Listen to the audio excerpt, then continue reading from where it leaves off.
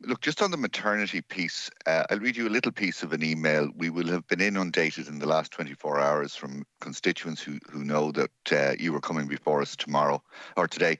And this is just a further kind of chapter in the kind of emails we've been getting for months from husbands and wives, expectant mothers, partners. So this one goes, Dear John, I'm emailing while lying in a hospital bed in a maternity hospital. Not at all where I want to be, but unfortunately I'm experiencing some pregnancy complications and require hospital care and monitoring. I'm alone, I'm lonely, I'm scared, I'm vulnerable, I'm anxious, I'm angry, I'm confused, I'm not hopeful. And she goes on, I sat in the corridor today and watched people come and go alone. Partners carry bags to the door and kiss you goodbye. It's really hard and unfair. And it goes on in this vein. Today, I watched someone deliver devastating news to their family in a car park.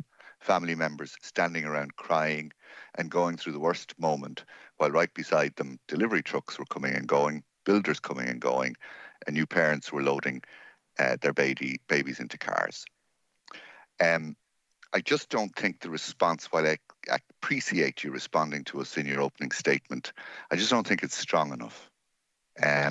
Asking, or saying that we've recently asked all maternity hospitals and units to review their approach again.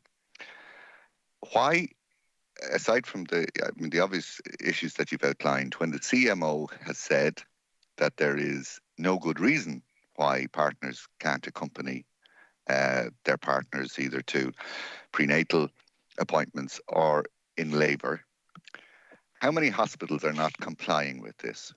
Because the individual who's getting the flak for all this is the minister, and a lot of the contents of the emails directed personally at him. I know from our own parliamentary party meetings that neither the minister nor the Taoiseach could really do any more than they are doing. So how many maternity hospitals are there affected? How many are complying? How many are not? How long will the review take? And what are the obstacles? Thank you, Deputy. I'll just make a few brief comments and pass across to Dr. Colin Henry, who's led with all the clinical teams across the country in this. But very briefly, just first of all, there's nobody more aware and conscious than ourselves and the HSE and our medical and clinical teams about providing compassionate care for mothers and babies. And I think it's a great history in the HSE of doing that. Just a few comments on it. Firstly, we do have to do things very differently in terms of infection prevention and control. And a lot of our 19 maternity hospitals are very old and old hallways and old antenatal rooms and not actually built for dealing with infection prevention control measures in a pandemic, and just acknowledge that's the infrastructure that we have and the exposure and the risk that there can be. Specifically to your question, we set out the direction of 4 areas that we wanted to see consistency in, and it's listed in the open statement, so I won't go through it here again the rest of the time. On your question, on those 4 areas, there are 19 maternity hospitals, and as of last Thursday, there were 16 who were fully working through compliant, if you like, with those measures. There were 3 who weren't. What 3 are those? At that stage, it was Wexford, Kilkenny and Tullamore, and they have put in place workarounds, I should say, to try support that based on the infrastructure that they have.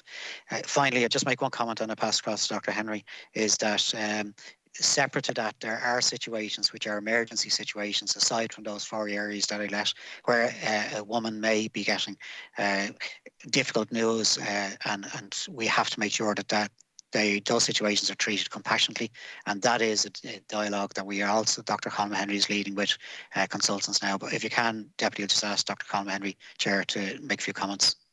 Thank you, Deputy. I'll be brief.